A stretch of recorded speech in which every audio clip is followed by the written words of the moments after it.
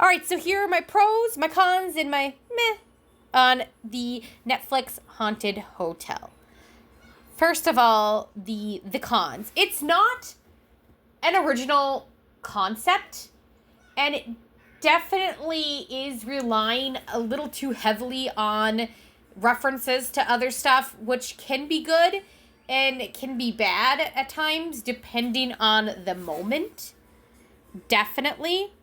I think the biggest thing, though, that holds this cartoon back is some of the cast members, which also kind of leads into the meh of it, if you will. The mom is not a terrible character. She's definitely supposed to be like the no-nonsense and serious part of the comedy, and I understand why she is the way she is, but at the same time, with all the zaniness going on, she's just boring, and at times she comes off a bit insufferable to me.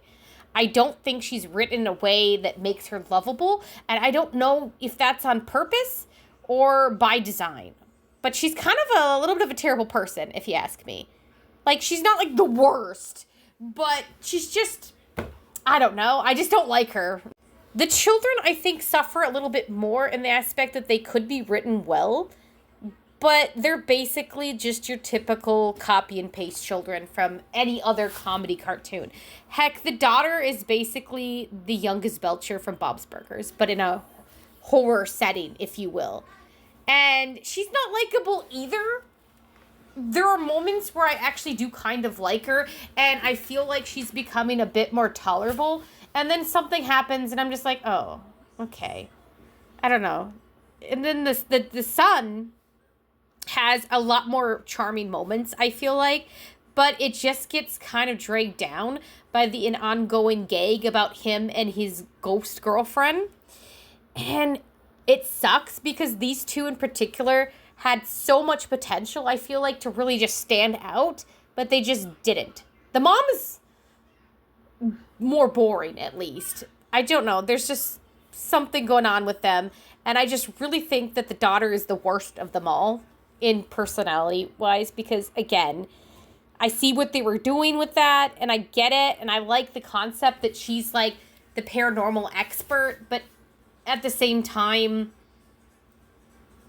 she's just not likable for me.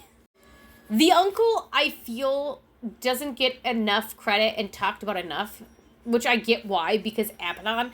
But the uncle really, in my opinion, managed to take all the stuff that I didn't like about the other family members and made me forget about them, because anytime this guy interacted with somebody, it just lightened the scene. It just made it more enjoyable and brought in some much needed comedy that I felt was needed.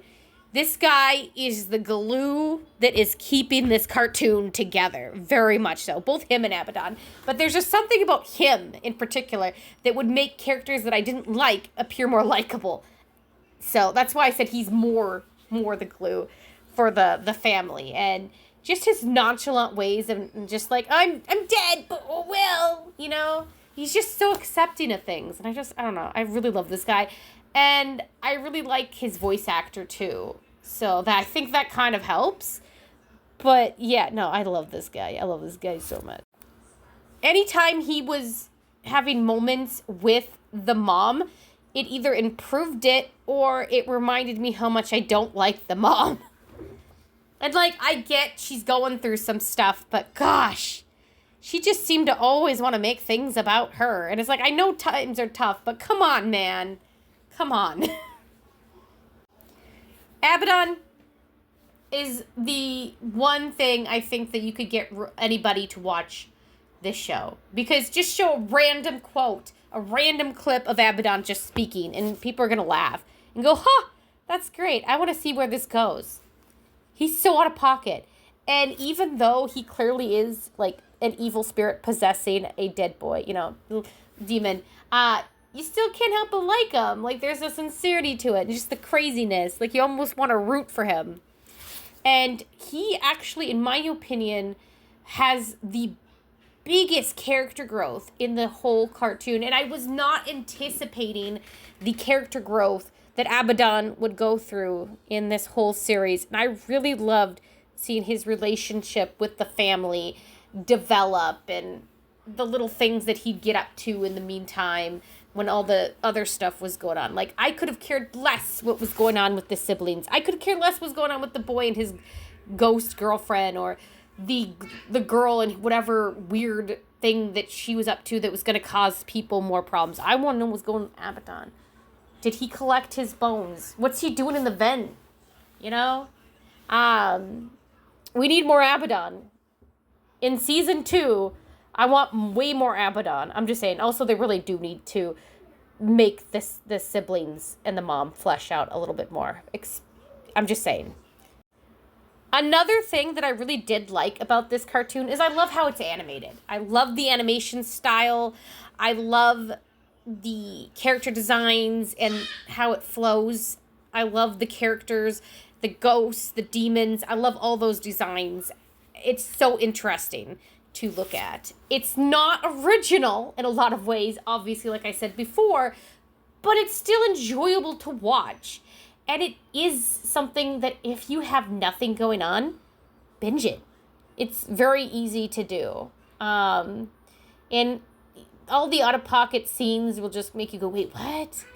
And that's the joy of it. I think Haunted Hotel managed to take a redundant subject and still make it enjoyable to watch and add fresh things into it that kept you going.